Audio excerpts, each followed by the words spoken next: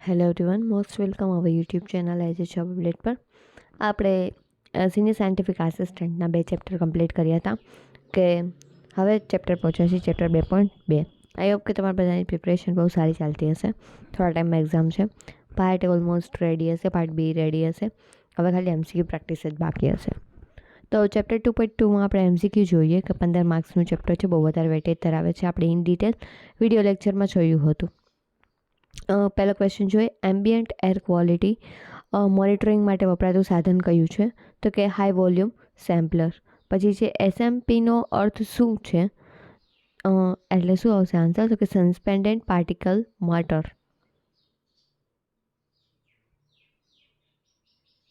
Suspended particulate matter.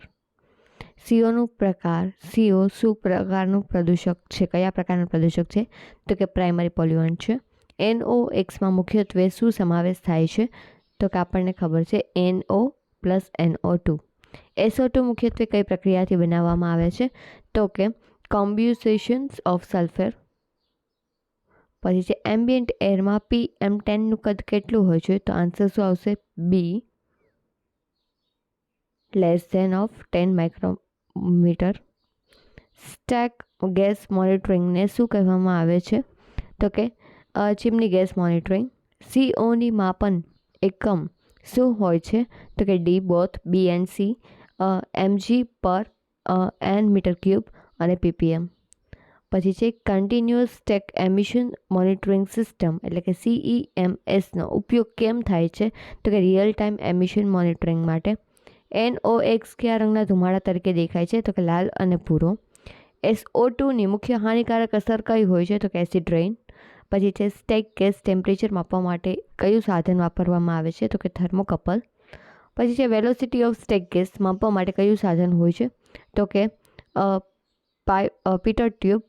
પીપેટ tube આપણે જે કહીને એમ.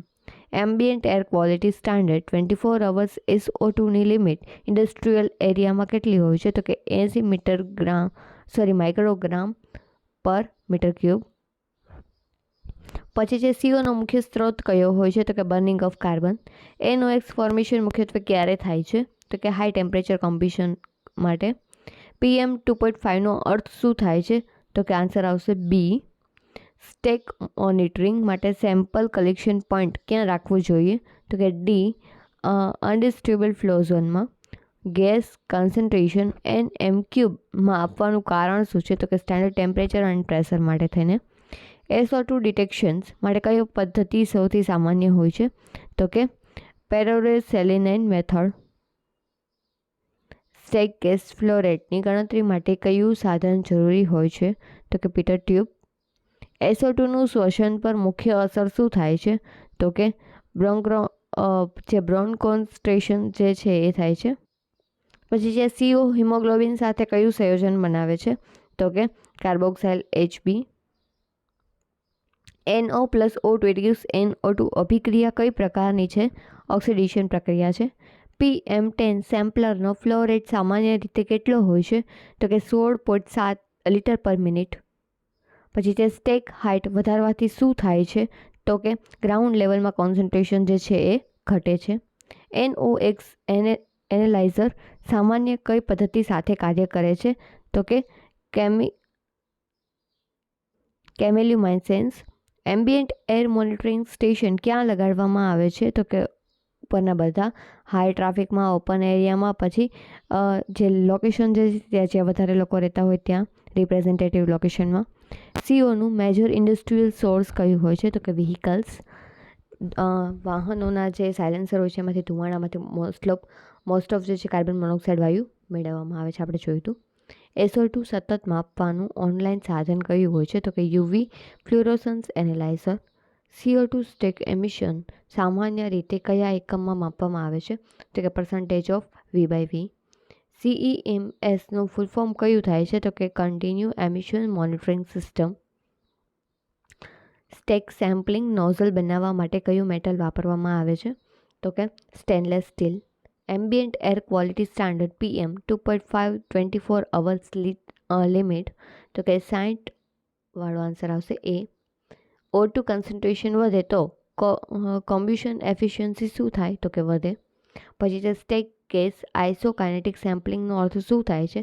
તો કે ફ્લો રેટ અને સ્ટેક વેલોસિટી કેવી હોય? સમાન બને. NOx ફોર્મેશન મેઇનલી ક્યાં થાય છે? તો કે હાઈ ટેમ્પરેચર નાઇટ્રોજન ઓક્સિડેશનમાં. SO2નો રંગ કેવો હોય છે? તો કે બિન રંગ હોય છે, તેમનો કોઈ રંગ ધરાવતા નથી.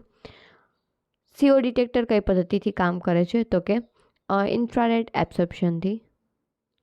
સ્ટેક સેમ્પલિંગ ટ્રેવર્સ પોઈન્ટ છે એનો અર્થ શું થાય છે? તો કે પ્રી ડિફાઇન્ડ મેઝરમેન્ટ પોઈન્ટ છે. પછી છે ચીમની ડ્રાફ્ટ કઈ એકમમાં માપવામાં આવે છે? આન્સર આવશે D, both A and C, mmH2ઓમાં અને PM. CO અર્ધજ્વલન ઉત્પાદન છે, સાચું છે? તો કે હા, અર્ધજ્વલન ઉત્પાદન છે. ઇન્ડસ્ટ્રીયલ એમિશન મોનિટરિંગ કયા કાયદા હેઠળ આવે છે? તો કે both B and C, air act 1981 અને environment act 1986. PM10 filter paper સામાન્ય રીતે ક્યુ બનેલું હોય છે? તો કે ગ્લાસ ફાઇબરનું. Stack gas sampling port height સામાન્ય શું છે? તો કે 10થી 15 m. CO2 પર્સન્ટેજ વધી જાય તો O2 પર્સન્ટેજ શું થાય છે? ખબર જ છે, CO2નું પર્સન્ટેજ વધી જાય તો O2નું પર્સન્ટેજ ઘટી જાય. પર્ટિક્યુલેટ એમિશન ગ્રેવીમેટ્રિક મેથડ સાથે મપાય છે, એનું કારણ શું છે? તો કે ઉપરના બધા કેમ? તો કે ઇઝી છે, એક્યુરેટ માસ મેઝરમેન્ટ આપે છે અને ફિલ્ટર બેસ્ડ હોય છે. SO2 મોઇશ્ચરમાં શું બનાવે છે? તો કે H2SO3. ફ્લુઇડ ગેસ એનાલાઇઝર શું માપે છે? તો કે ઓલ, CO, NOx અને O2. પછી stack gas molecular weight estimation માટે કયું જરૂરી છે? તો કે ગેસ કોમ્પોઝિશન. NOxનું સેકન્ડરી પોલ્યુન્ટ કયું છે? તો કે PAN. CO poisoning mainly due to formation of carboxyhaemoglobin. Flue gas temperature વધારે હોય એટલે? તો કે more heat loss. Particulate sampling probe temperature? તો કે B, stack gas temperature. SO2 emission control method કઈ છે? તો કે એ આવશે સ્ક્રુબર. NOx કંટ્રોલ ટેકનિક કઈ છે? તો કે લો NOx બર્નર. પાછી તો કે CO કંટ્રોલ ઇન વ્હીકલ્સ કેવી રીતે આપણે તેમને કરી શકીએ? તો કે કેટેલિટિક કન્વર્ટરનો યુઝ કરીને આપણે કેવી રીતના વ્હીકલ્સમાં જે છે CO કાર્બન મોનોક્સાઇડને કંટ્રોલ કરી શકીએ? તો કે કેટેલિટિક કન્વર્ટર જે છે લગાડીને. ડસ્ટ કલેક્ટર એફિશિયન્સી માપવાની એકમ કયો છે? તો કે A percentage. Ambient air quality measurement frequency કેટલી હોય છે? તો કે ડી, સતત. કે આપણે જે એમ્બિયન્ટ એર ક્વોલિટી કેવી રીતના માપવામાં આવે છે? સતત દર 1 કલાકે કે દરરોજ કેવી રીતના માપવામાં આવતી નથી, પરંતુ સતત માપવામાં આવે છે. પછી એનું મીન વેલ્યુ છે એ ગણવામાં આવે છે. સ્ટેક એમિશન રિપોર્ટિંગ યુનિટ કયો હોય છે? તો કે D, both A and B એટલે કે PPM અને mg પર nm ક્યુબ. PM સેમ્પલરમાં ડસ્ટ વેટ ડિફરન્સમાં કયા થાય છે? તો કે એ બિફોર એન્ડ આફ્ટર સેમ્પલિંગમાં. SO2 બ્લીચ ઇન્ડક્ટર કયું હોય છે? તો કે પેરેરોઝેનેલિયન. પછી CO2 મેઝરમેન્ટ IR એબ્સોર્પ્શન કેમ? તો કે CO2 IR એક્ટિવ છે એટલા માટે એ આપે છે IR એબ્સોર્પ્શન. સ્ટેક મોનિટરિંગમાં મોઇશ્ચર રિમૂવલ માટે તો કે ઇમ્પિનેગર યુઝ કરવામાં આવે છે. NOx રેસ્પિરેટરી ઇફેક્ટ તો કે લંગ જે છે એમાં ઇરિટેશન કરે છે. NOx જે છે NOxમાં કયા કયા હોય? NO અને NO2 આપણે જોયું હતું. SO2 ઓક્યુપેશનલ લિમિટ કેટલી છે? તો કે 2 ppm. પછી છે stack monitoring travel point set as per તો કે EPA method 1. NO2 primary source vehicles. પછી 69માં આપણે જોઈએ તો કે કમ્બ્યુઝેશન એફિશિયન્સી હાઈ એટલે શું થાય? તો કે CO2 વધારે પ્રમાણમાં હોય છે. CO2 લેસ ધેન 8% સામાન્ય રીતે શું સૂચવે છે? તો કે ઇનકમ્પ્લીટ કમ્બ્યુઝન.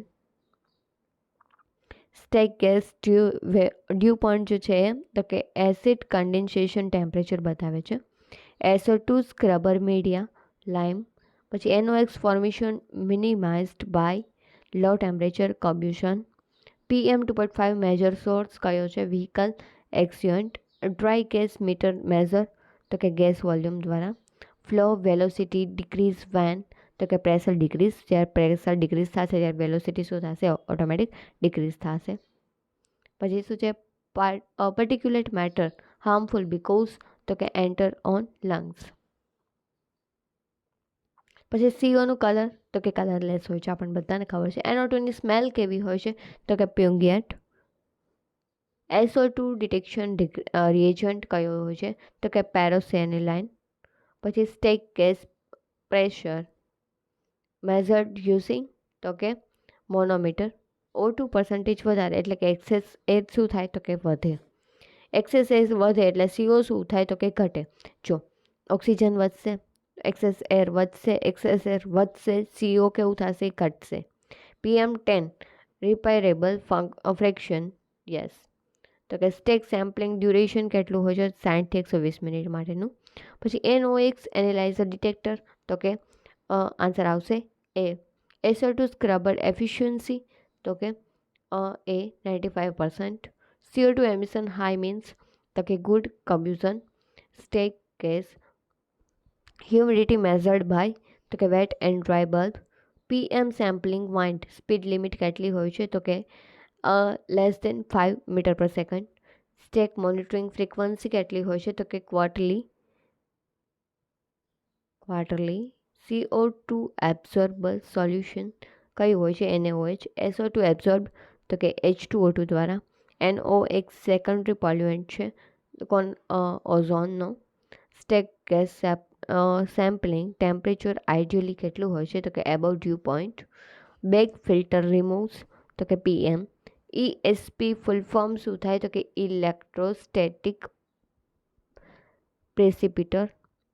સાયક્લોન સેપરેટર રિમૂવ્સ તો કે લાર્જ પાર્ટિકલ. સાયક્લોન સેપરેટર જે છે એ લાર્જ પાર્ટિકલને રિમૂવ કરે છે.